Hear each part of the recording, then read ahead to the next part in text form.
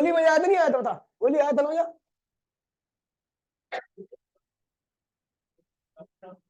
ओए ओए देखिए भैया, हाइड्रोडायनेमिक्स क्या है भैया? तो ये भी एक फिजिक्स की ब्रांच है जिसके अंदर फ्लूइड के बारे में पढ़ते हैं, लेकिन फ्लूइड की हर कंडीशन में क्या होता है भैया? फ्लूइड मोशन में होता है। फिर आता है भैया विस्कोसिटी। क्या है ये? विस्कोसिटी फ्लूइड की प्रॉपर्टी होती है जिसके द्वारा ये लेयर्स के बीच की रिलेटिव मोशन को क्या करती है? अपोज करती है। लेयर्स अलग अलग लेयर अलग अलग स्पीड से चलती है, इस वजह से अलग अलग स्पीड की वजह से उनके बीच में क्या आती है? Relative motion. और उस रिलेटिव मोशन को अपोज करने के लिए जो फैक्टर आता है उसी को हम क्या कहते हैं? विस्कोसिटी। क्या कहते हैं? जिस फ्लूइड की विस्कोसिटी ज्यादा होती है उसके अंदर ये फोर्स जो होता है, अपोजिंग फोर्स, जिसको विस्कस ड्रैग कहते हैं, वो ज्यादा लगता है। यहां पर मैंने कुछ लेयर्स बनवा रखी है, ठीक है? जो लेयर सबसे ऊपर है उसकी वेलोसिटी है सबसे ज्यादा है, और जो लेयर बॉटम में उसकी वेलोसिटी है लगभग 0 है, ठीक है? अब देखिए जैसे जैसे ऊपर जा रहे हैं वेलोसिटी लगातार क्या हो रही है? बढ़ रही है। क्या हो रही है? बढ़ रही है। पीछे इन लेयर्स की रिलेटिव मोशन वेलोसिटी को अपोज करने के लिए एक फोर्स पीछे लग रहा है, इसे कहते हैं विस्कस ड्रैग। क्या कहते हैं इसको? Viscous drag. विस्कोसिटी लेयर्स के बीच की रिलेटिव मोशन को अपोज करती है। रिलेटिव मोशन जानते हो ना क्या होता है? दो लेयर्स अलग अलग रफ्तार में चल रही है, या तो एक लेयर रुकी हो दूसरी चल रही हो, या दोनों लेयर साथ में चल रही हो। मजा आया नहीं आया कल? ये आ नहीं रही थी, बेचारी उदास थी। फिर मैंने इससे रात में बात की, सुबह आ गई, पैसे आ गए इसके। एग्जाम्पल ऑफ विस्कोसिटी, बहुत सारे एग्जाम्पल है विस्कोसिटी के। पहला एग्जाम्पल यहाँ पे बता रखा है भैया कि जब पानी को आप वो चम्मच से चला देते हो तो पानी घूमता है थोड़ी देर तक, उसके बाद रुक जाता है। क्यों रुक गया भैया? किसी ने उसकी वेलोसिटी को क्या किया? अपोज किया। वही है विस्कोसिटी। अगला कौन है भैया? कह रहा भैया जब हम स्विमिंग करते हैं, क्या करते हैं? तो भैया स्विमिंग करते वक्त भी एक अपोजिंग फोर्स लगता है जो आपको स्विम करने से रोकता है, उसी को क्या कहते हैं भैया? अब होता क्यों है? क्योंकि जब आप स्विम करोगे तो आपके टच में जो लेयर रहेगी, ठीक है, वो तो मोशन में आ जाएगी, लेकिन आपसे दूर जो लेयर रहेगी वो क्या होगी? रेस्ट में रहेगी। रेस्ट और मोशन के बीच में रिलेटिव मोशन आती है, ठीक है, जो उसी को अपोज करने के लिए कौन आता है? Viscous drag. ठीक है भैया, कोई दिक्कत तो नहीं है? आगे बढ़िए। इसको क्या कह रहे भैया? एक फनल में पानी लीजिए और एक फनल में शहद लीजिए, दोनों को उल्टा कर दीजिए, कौन तेज गिरेगा? पानी या शहद? पानी। रीजन क्या है? क्योंकि पानी की विस्कोसिटी क्या होती है? काफी कम होती है, उसके अंदर फ्रिक्शन कम लगता है, फ्रिक्शन कम, सॉरी, विस्कस ड्रैग कम लगता है, ठीक है, इसलिए उसकी वेलोसिटी क्या होती है? ज्यादा होती है। लेकिन हनी के अंदर क्या होता है? उसकी विस्कोसिटी बहुत ज्यादा होती है, इसलिए उसको अपोज करने के लिए जो फोर्स आता है वो भी क्या होता है? काफी ज्यादा होता है, इसलिए उसकी स्पीड क्या होती है? कम हो जाती है। देखिए यहाँ पे एक डेरिवेशन आने वाली है, बहुत इंपॉर्टेंट है, ठीक है? ये कह रहा है भैया जो बादल बादल होते हैं, जो बादल वगैरह होते हैं, ठीक है, वो उसके पार्टिकल्स बहुत धीमे धीमे नीचे आते हैं, ठीक है? क्यों? क्योंकि पानी एयर की विस्कोसिटी क्या करती है? उनको आने से रोकती है। ठीक है, अभी आगे बढ़ते हैं। हम हवा में आसानी से चल सकते हैं क्योंकि हवा का विस्कोसिटी क्या होती है? काफी कम होती है। पानी में चलना मुश्किल हो जाता है क्योंकि उसकी विस्कोसिटी क्या होती है? काफी ज्यादा होती है। कॉफिशिएंट ऑफ विस्कोसिटी, ठीक है, कॉफिशिएंट ऑफ विस्कोसिटी, ठीक है। कह रहा है भैया दो लेयर है, ये लेयर जमीन के पास में है तो इसकी वेलोसिटी क्या है ना? ये लेयर जमीन से थोड़ी सी दूर है तो इसकी वेलोसिटी क्या? v प्लस, ज्यादा होगी ना थोड़ी वेलोसिटी जो ऊपर जितनी दूर, ठीक है? अब इन दोनों के बीच में क्या आएगी? Relative velocity. अच्छा, रिलेटिव वेलोसिटी की वैल्यू कितनी होगी? बता ज्योति। इसकी वेलोसिटी v है, इसकी वेलोसिटी v प्लस dv है, तो दोनों के बीच में रिलेटिव वेलोसिटी कितनी होगी? रिलेटिव वेलोसिटी होता है डिफरेंस इन देयर वेलोसिटी। तो बताना, वैल्यू बता, dv। जो इन दोनों की वेलोसिटी का डिफरेंस है वही इनके बीच की क्या है? रिलेटिव वेलोसिटी है। इनके वेलोसिटी के बीच का डिफरेंस क्या है? dv है। क्या है?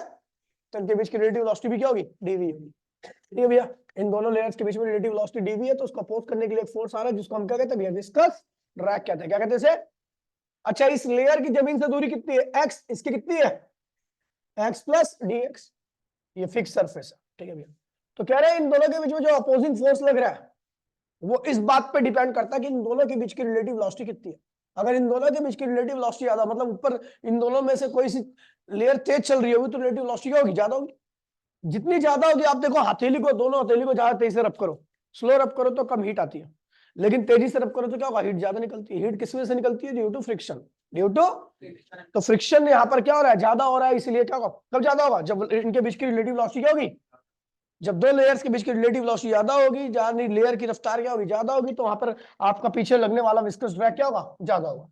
अच्छा, आप उंगली, मैंने बताया था उंगली को ऐसे हथेली पे रगड़ो और फिर हथेली को हथेली पे रगड़ो, कहां पे ज्यादा हीट निकल रही है, जब एरिया ज्यादा होगा, क्या होगा, area contact, area in contact.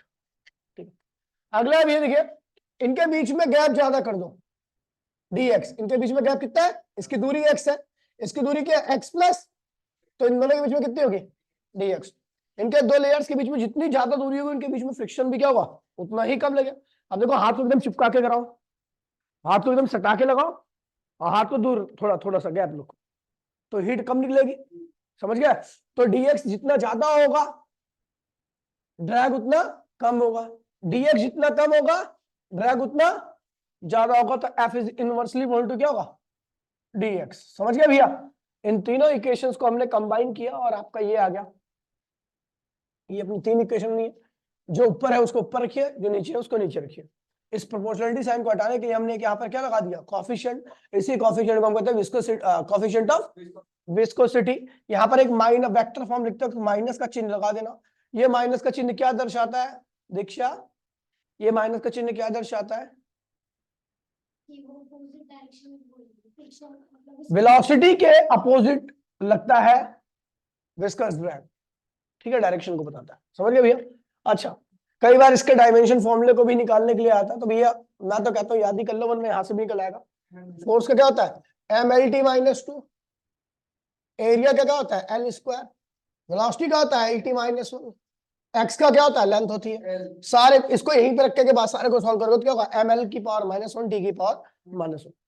CGS unit क्या होती है, पॉइस, और एमकेएस यूनिट होती है डेका पॉइस। क्या होती है, तो विस्कोसिटी की एसआई यूनिट क्या होती है, डेका पॉइस। ये भी होती है केजी पर मीटर पर सेकंड, केजी पर मीटर पर सेकंड, ये इसके एसआई यूनिट है, ठीक है भैया। या डेका पॉइस रखो, ये सिंपल सा नाम है। सीजीएस क्या होगी, पॉइस, और डेका मतलब 10 पॉइस।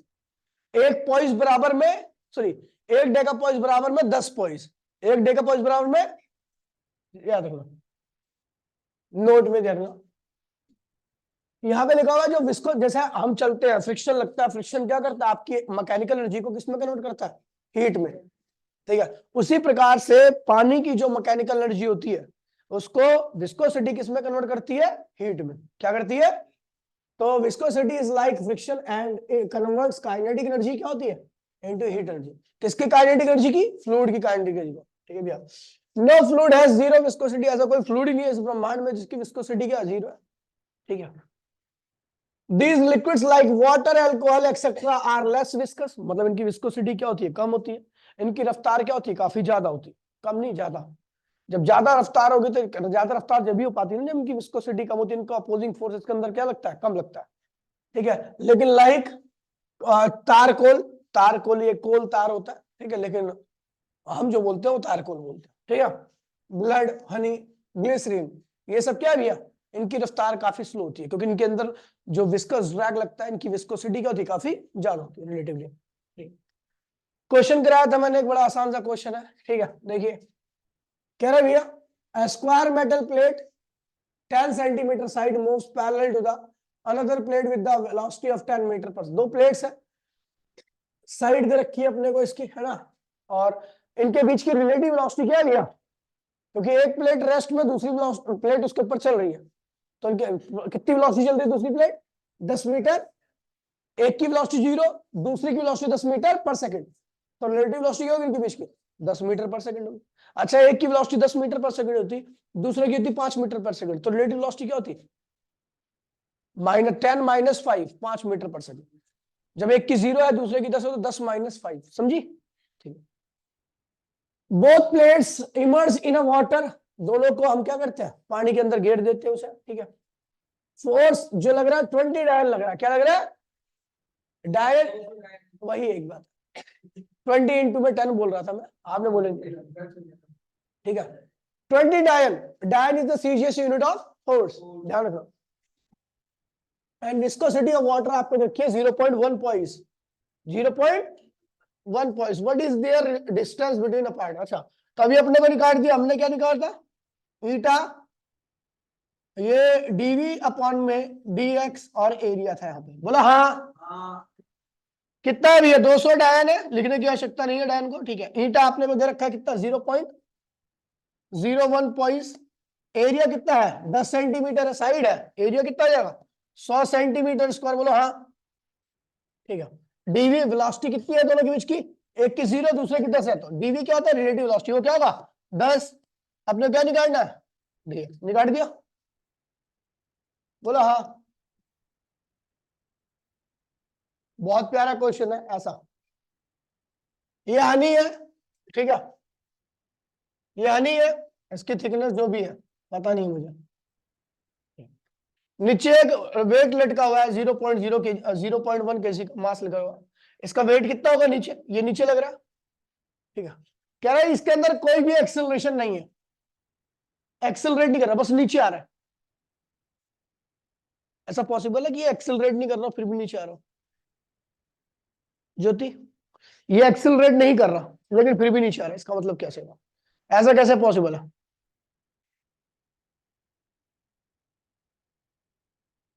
रौनक बता, कोई चीज चल रही है लेकिन एक्सेलरेट नहीं कर रही, इसका मतलब क्या हुआ? नीलम, कोई चीज चल रही है लेकिन एक्सेलरेट नहीं कर रही, इसका मत तात्पर्य क्या है? क्या दीक्षा, क्या कांस्टेंट है?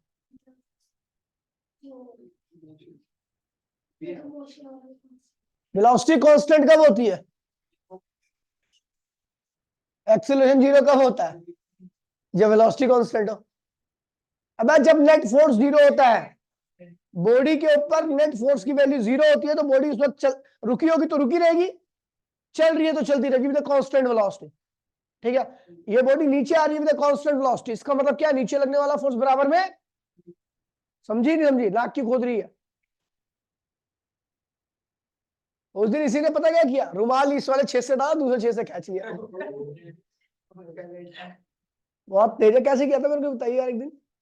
सर्दी वर्दी में बड़ा फायदेमंद है चीज कि इंगे से डालो, इंगे से निकाल दो, पूरा एकदम जड़ से ही साफ कर दो एकदम।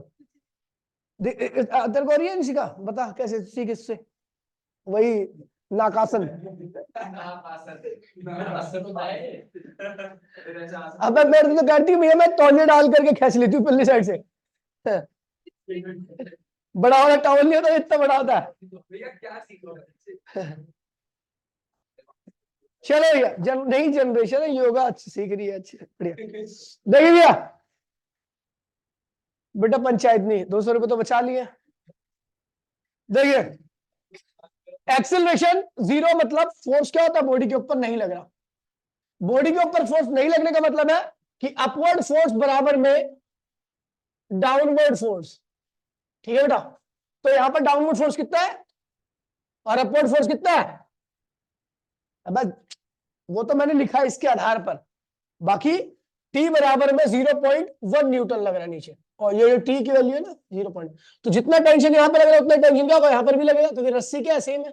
एक रस्सी सेम रहती है तो टेंशन क्या होता है, सेम रहता है, मैंने आपको बता रखा है पहले न्यूटन लॉज ऑफ मोशन में। तो यहाँ पे कितना फोर्स लग रहा है, 0.1 न्यूटन, 0. फिर कह रहा है कि एक ब्लॉक से कनेक्टेड है स्प्रिंग, तो इस पे भी क्या लग रहा है 0.1 न्यूटन। कह रहा है ये भी कांस्टेंट स्पीड दिया है, इसकी वेलोसिटी भी क्या है, कांस्टेंट है, क्या है। तो इसका मतलब इसके ऊपर एक्सेलरेशन, इसका एक्सेलरेशन क्या होगा 0, इसके ऊपर भी फोर्स क्या होगा 0। फोर्स 0 मतलब लेफ्ट का फोर्स बराबर में राइट का फोर्स, राइट का फोर्स कितना है भैया 0.1 न्यूटन, और लेफ्ट का फोर्स क्या होगा विस्कस ड्रैग, है ना, जिसकी वैल्यू क्या होती है ईटा ए डीवी अपॉन में डीएक्स, बोलो हाँ। निकाल दिया, देखिए यहाँ पे ईटा दे रखा आपको, खैर नहीं ईटा निकालना है हमें, ठीक है। लिक्विड का आपको क्या निकालना है, ईटा, मतलब विस्कोसिटी निकालनी है इसकी, ठीक है। इसका एरिया दे रखा है जिसके ऊपर रखा हुआ है, ठीक है। इनके बीच की रिलेटिव वेलोसिटी रखी है, ठीक है। यहाँ पे जो जिस रफ्तार से चल रही है रिलेटिव वेलोसिटी रखी है इसकी। डीएक्स मतलब इसकी थिकनेस दे रखी है, ये लिक्विड है ना, इसकी ये लिक्विड की थिकनेस दे रखी है, लिक्विड लेयर की, ठीक है। और बस आपको ईटा निकालना है, निकाल लोगे, समझी। देखिए कांस्टेंट स्पीड से नीचे आ रहा है, इसका मतलब इसके ऊपर नेट फोर्स क्या, जीरो, समझी। कांस्टेंट स्पीड का मतलब होता है एक्सेलरेशन जीरो, एक्सेलरेशन जीरो होता है, फोर्स नेट फोर्स का होता है जीरो, नेट फोर्स जीरो मतलब ऊपर का फोर्स नीचे का फोर्स बराबर में ऊपर का फोर्स, तो नीचे का फोर्स तो इतना है, ऊपर का फोर्स क्या T2, T2 की वैल्यू क्या होगी, इतनी हो जाएगी, समझ गए। अब इतना ही फोर्स क्या होगा, यहाँ पर भी लगेगा, मुझे पता है ये भी क्या हो रहा है, कांस्टेंट चल रहा है, तो ये कांस्टेंट चलने का मतलब क्या, ये वाला फोर्स बराबर में पीछे की तरफ लगने वाला फोर्स, पीछे की तरफ कौन सा फोर्स लगता है, ये लगता है, अभी पता था, विस्कस ड्रैग। आगे की तरफ क्या लग रहा है, T1, जिसकी वैल्यू 0.1 के बराबर रखी, समझ गए, ऐसे तेरे ऊपर है, तू भी तो नहीं है।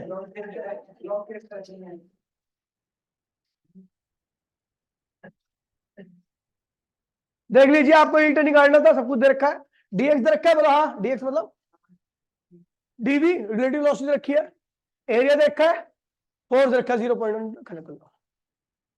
फिर आ रहा है, ये देखिए, viscous force and solid friction, comparison करना, 1 मिनट के अंदर पढ़ लीजिए। कह रहा है viscous force is the directly proportional to area of contact. Viscous similarity वाले डिसिमिलरिटी वाले पॉइंट बता रहा है, कह रहा है भैया विस्कस फोर्स ज्यादा कब होता है, जब लेयर्स का एरिया ऑफ कांटेक्ट क्या होता है, ज्यादा होता है, लेकिन सॉलिड फ्रिक्शन के केस में जो फ्रिक्शन फोर्स होता है वो एरिया ऑफ कांटेक्ट पे डिपेंड नहीं करता, कांटेक्ट फोर्स पे डिपेंड करता है। किस पे डिपेंड करता है, कांटेक्ट फोर्स, याद है, नॉर्मल रिएक्शन क्या था, कराऊंगा मैं रिवीजन, ठीक है, 12 तारीख तक में ये सेकंड बुक करा दूंगा मैं, ठीक है, सेकंड बुक पूरी करा दूंगा मैं, ठीक है, 12 तारीख में, आज की 8 तारीख है ना, 12 तारीख में हो जाएगी सेकंड बुक, ठीक है। अरे टेस्ट की बात, अब तो स्कूल कौन जा रहा है, जाओ, कोई स्कूल तो आएगा नहीं मेरे ख्याल से। भाई अगर तू गलती करेगा ना, मैं सुबह भी क्लास रखने वाला हूँ, दोनों टाइम रखूंगा, हाँ 10 के बाद से रखूंगा। क्या मेरा इसका नोटिस कटा था। अरे भाई यार ये तेरे स्कूल मैं कुछ कह रहा हूँ, छुट्टी करने में कुछ नहीं होगा, वो केवल तुम्हें डराने के लिए कर रहा हूँ, हमें पता ना। अगला कह रहा है it is directly proportional to the relative velocity, कह रहा है भैया जितनी ज्यादा लेयर्स के बीच में रिलेटिव वेलोसिटी होगी उतना ज्यादा क्या होगा, विस्कस ड्रैग आता है पीछे की तरफ, जो वेलोसिटी को क्या करता है, स्लो डाउन करने का प्रयास करता है। लेकिन भैया जो सॉलिड फ्रिक्शन होता है, चीज चाहे स्लो चले चाहे धीमे चले, अगर मॉडरेट स्पीड में, बहुत ज्यादा स्पीड नहीं है, बहुत ज्यादा स्पीड में चेंज नहीं है, तो फ्रिक्शन क्या होता है, लगभग एक जैसे ही होता है, ठीक है। अगला कह रहा है इट इज, तीसरा पॉइंट क्या है, it is independent of the normal reaction between the liquid, ये किस पे डिपेंड करता है, नॉर्मल रिएक्शन, कांटेक्ट फोर्स पे, जबकि इसमें नॉर्मल रिएक्शन की बात नहीं होती, ठीक है भैया। Point of similarity, point of similarity में क्या है कि भैया दोनों ही मैकेनिकल एनर्जी को इसमें कन्वर्ट करते हैं हीट में, और दोनों ही मोशन को क्या करते हैं, अपोज करते हैं, ठीक है, और दोनों ही किसकी वजह से आते हैं, मॉलिक्यूलर अट्रैक्शन की वजह से। पॉइज़ली फॉर्मूला, पॉइज कह रहा भैया एक पाइप है आपकी, पॉइज़ली लिखा है भाई, पॉइज, एक पाइप है आपकी, हॉरिजॉन्टल पाइप है, कैसी पाइप है, इसका जो रेडियस है वो क्या है, आर है, इसकी जो लेंथ है वो क्या है, एल है, ठीक है, और जो इसका क्या रखा है भैया, यहां से और यहां पर P1 और -P2, P1 -P2 यानी प्रेशर डिफरेंस की वैल्यू क्या, दोनों एंड पर P है, क्या है, देखिए। अच्छा एक बात बताओ, नहीं ये एग्जाम्पल अच्छा नहीं, चलो मैं आपको अपने अपने को लेके नहीं बताता, मैं किंजल को लेके बताता हूँ।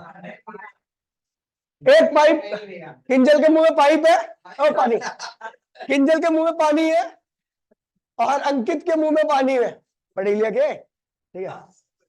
पाइप का एक मुंह किंजल की तरफ है और एक मुंह अंकित की तरफ है, सुन तो ले। अब हुआ क्या, अब वहां से पानी यहां से फूंक मार करके वो अंकित वहां पे देने का प्रयास कर रहा है, इसके मुंह में डालने का प्रयास कर रहा है, और ये अंकित के मुंह में डालने का प्रयास कर रहा है।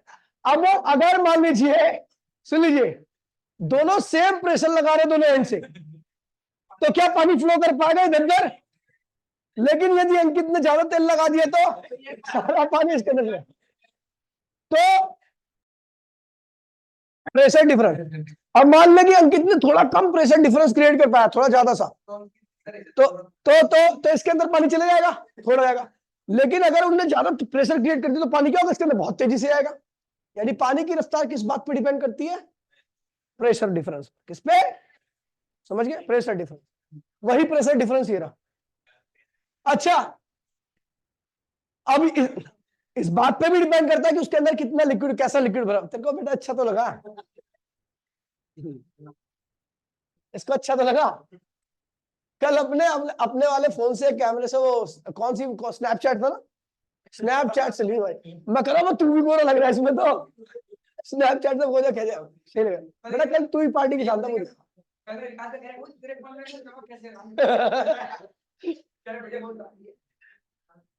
अबे एक फोटो मेरे को एक लड़की ने मैंने कहा मैं ही हुई है।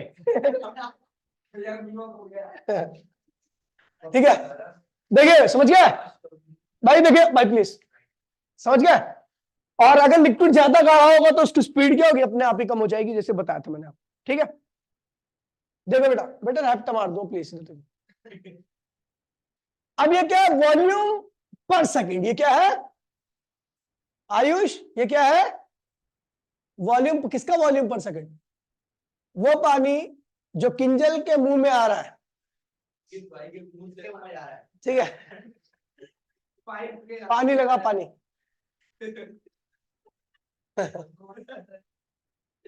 पानी पर सेकंड जो इसके मुंह में आ रहा है, किंजल के मुंह में। ठीक है, वो जो है वो वी अपॉन में क्या टी है? वो वी अपॉन में टी है भाई प्लीज। देखिए अब कह रहा है भैया जो पानी पर सेकंड किंजल के मुंह में आ रहा है वो इस बात पर डिपेंड कर रहा है कि प्रेशर ग्रेड। सुन लीजिए बेटा, बेटा तेरे से बढ़िया एग्जांपल हो नहीं सकता। You are the integral part of my class.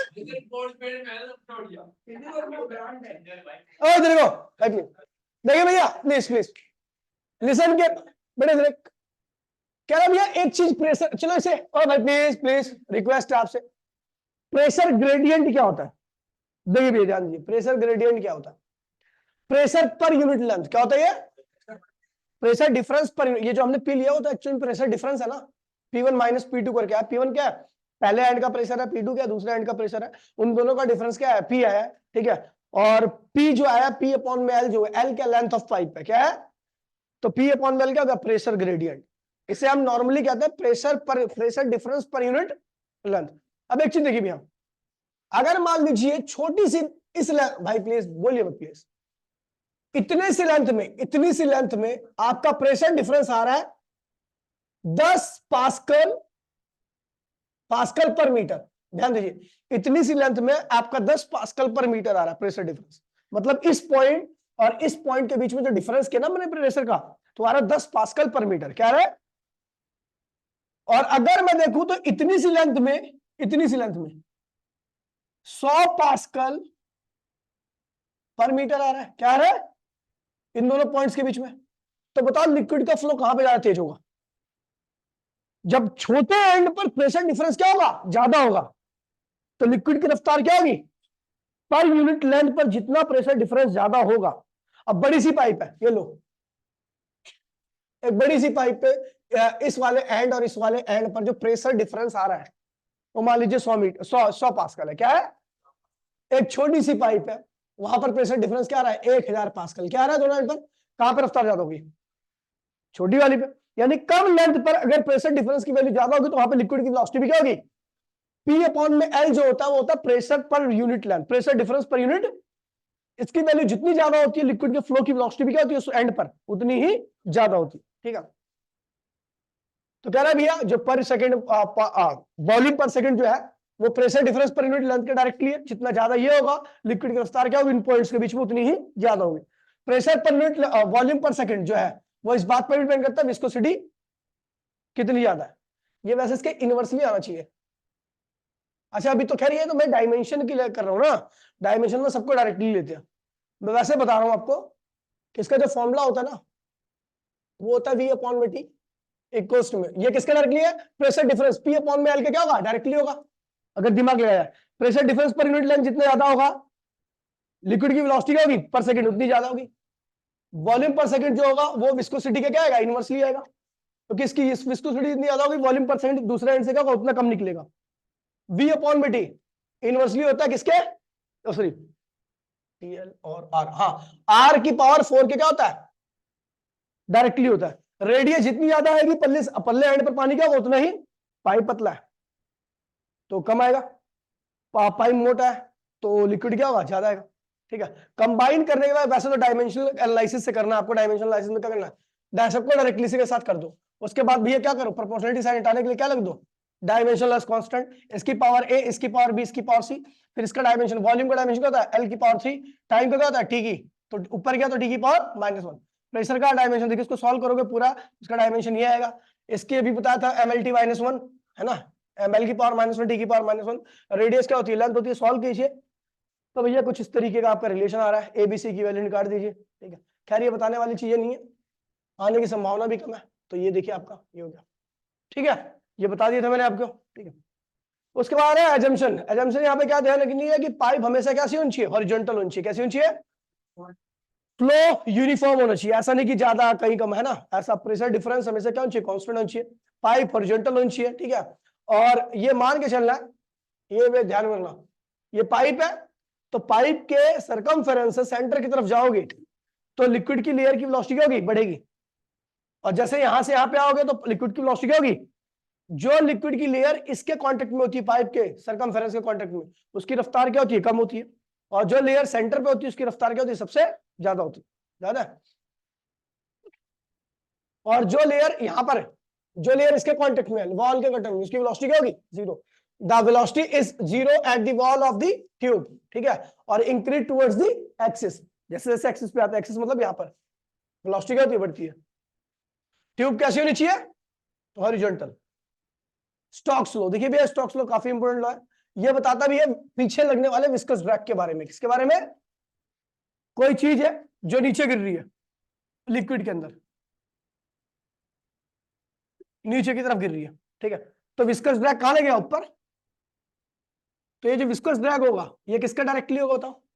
जितनी ज्यादा विस्कोसिटी होगी इसके ऊपर अपोजिंग फोर्स उतना ज्यादा लगेगा ऊपर की तरफ। ये जितनी तेजी से नीचे आएगा, आपको पता है लेयर्स के बीच की रिलेटिव मोशन क्या होगी, बढ़ जाएगी। और रिलेटिव मोशन बढ़ेगी तो उसको अपोज करने के लिए फोर्स भी क्या होगा, समझ गया भैया, तो वेलोसिटी है। दूसरा, इसका साइज अगर छोटा होगा तो कम फोर्स लगेगा, छोटी चीजें बड़ी जल्दी नीचे आती है लिक्विड के अंदर, लेकिन बड़ी चीजें क्या होती है, आराम आराम से नीचे आती है, क्योंकि उनके ऊपर विस्कस ड्रैग क्या लगता है, ज्यादा लगता है। ठीक है, रेडियस का डायरेक्टली होता। तो भैया इसको कंबाइन कीजिए, और F इक्वल्स में 6 पाई ईटा VR। ये भैया किसका फॉर्मूला, विस्कस ड्रैग का। किसका किसका फॉर्मूला, तो ये लिखा हुआ है, viscous drag on the body falling through a liquid, when the body false through the viscous fluid, the layers of the fluid in contact with the body. वो क्या करने लगती है, जो बॉडी के कांटेक्ट में होती है तो मूव करने लगती है, लेकिन आसपास की जो लेयर होती है वो क्या होती है भैया, रेस्ट में रहती है, जिसकी वजह से वहां पर क्या आती है, रिलेटिव मोशन। और उस रिलेटिव मोशन को अपोज करने के लिए वहां पर क्या लगता है भैया, विस्कस ड्रैग। तो वो जो विस्कस ड्रैग होता है उसकी वैल्यू जो होती है, अगर डायमेंशन एनालिसिस से करोगे तो इस तरीके से करना, आपको कर लोगे। ABCD की वैल्यू निकालनी है, यहाँ पे निकाल दी हमने, फिर उसके बाद कंबाइन कर दिया हमने। ठीक है, ये आ गया। वो तो अभी मैंने आपको ऐसे कर दिया, अपोजिंग फोर्स है, ये हमेशा वेलोसिटी और फोर्स दोनों एक दूसरे क्या होते हैं, अपोजिट होते हैं। बॉल यदि नीचे आ रही है तो फोर्स कहां लगेगा, ऊपर। बॉल अगर राइट में जा रही है तो फोर्स कहां लगेगा। Condition under which the viscous Stokes law valid, ये भी ध्यान रखना, किन किन कंडीशन में आपका स्टोक्स लॉ वैलिड रहता है। पहला क्या है भैया, जिस लेयर के अंदर आपकी बॉडी जा रही है उसकी वो जो लेयर है ना, उसका जो एक्सटेंसिबल फैलाव, खिंचे और वो टूटे ना। आप देखते हो ये लेयर को, मान लीजिए पन्नी वन्नी हो, उस पर कोई चीज गिरती है तो फट जाती है। ठीक है, लेकिन जिस लेयर के अंदर ये चल रही है ना बॉडी आपकी, वो कभी भी फटती नहीं है, वो चलती है उसके साथ। समझ गया, वो चीज उसको, जैसे मान लीजिए साड़ी हो, साड़ी को ऐसे रख रहो, कोई अद्धा गिरा दो, ठीक है, साड़ी मजबूत होती है और अद्धे के साथ क्या होती है, नीचे ले आती है। बिल्कुल सेम क्या होता है, जब बॉडी को गिराओगे तो जिस लेयर के कांटेक्ट में आएगी वो फटेगी नहीं, वो उसके साथ क्या होगी, चलेगी। तभी आ सकता है क्या आपका विस्कस ड्रैग। अगला कह रहा है भैया, बॉडी कैसी होनी चाहिए, perfectly rigid and smooth. Rigid होगी क्योंकि आपको पता है विस्कस ड्रैग बॉडी के साइज को क्या करता है, फोर्स ही तो है। यदि किसी बॉडी के ऊपर फोर्स लगता है तो वो क्या होता है, उसका साइज क्या होता है, चेंज हो जाता है। साइज ना चेंज, इसलिए बॉडी कैसी होनी चाहिए, रिजिड। कैसी होनी चाहिए। यहां पर यह भी कह रहा है भैया कि यहां पर कोई स्लिप नहीं होना चाहिए, लेयर्स के बीच में कोई स्लिप नहीं होना चाहिए। स्लिप होगा तो मामला क्या होगा, आपका खराब हो जाएगा। ठीक है, अगला कह रहा है भैया, बॉडी का साइज इतना बड़ा हो कि दो मॉलिक्यूल्स के बीच के गैप से क्या हो, ज्यादा हो, वरना क्या करेगी बॉडी, क्या करेगी मॉलिक्यूल्स के गैप के बीच में क्या होगी, निकल जाएगी और वहां पर विस्कस ड्रैग नहीं आएगा। नहीं समझे? छन्नी होती है, छन्नी, छन्नी देखिए जिससे आटा वाटा, अब तो आटा साफ नहीं करते, पहले गाँव वाँव का आटा जो होता था ना उसको साफ करने के लिए छन्नी का इस्तेमाल किया था। हम तो वो लाते हैं शक्ति वगैरह, तो उसको साफ करने की जरूरत नहीं होती, वो अगर पिसवा सुवा के लाओगे तो होता। तो अब देखिए अब क्या होता है उसमें कि उसमें छन्नी का अगर मुंह ज्यादा बड़ा होता है तो क्या होता है, आटा पूरा का पूरा बाहर जाएगा। बिल्कुल सेम वही कंसेप्ट होता है। अगर लेयर्स के बीच में जो गैप्स होते हैं, मॉलिक्यूल्स होते हैं जिनसे वो लेयर बनी है, अगर उनका जो बीच का गैप है, वो जो मॉलिक्यूल जा रहा है जो गिर रहा है अंदर, वो उस गैप से छोटा होगा तो ऐसे निकल जाएगा, मॉलिक्यूल से इंटरेक्ट नहीं कर पाएगा, उसके ऊपर कोई फोर्स नहीं लगेगा। तो इसलिए साइज क्या होनी चाहिए उस बॉडी का, इतना बड़ा होना चाहिए कि मॉलिक्यूल के गैप्स के बीच से गैप से क्या हो, ज्यादा हो, ताकि मॉलिक्यूल से इंटरेक्ट कर पाए। समझ गए भैया? अगला कह रहा है भैया टर्मिनल वेलोसिटी, बहुत इंपॉर्टेंट वेलोसिटी है भैया, ये तो आती है, इसकी पक्की डेरिवेशन है, बहुत आसान डेरिवेशन है, थोड़ा लॉजिक है। देखिए भैया जब मैं चीजों को ऊपर, देखिए मैं किसी चीज को गिरा रहा हूं, गिराते वक्त उसकी वेलोसिटी क्या होती है, अबे ड्रॉप कर रहा हूं, छोड़ रहा हूं, जब किसी को, जब आपके हाथ में थी वो उसकी वेलोसिटी क्या थी, जीरो, जीरो थी।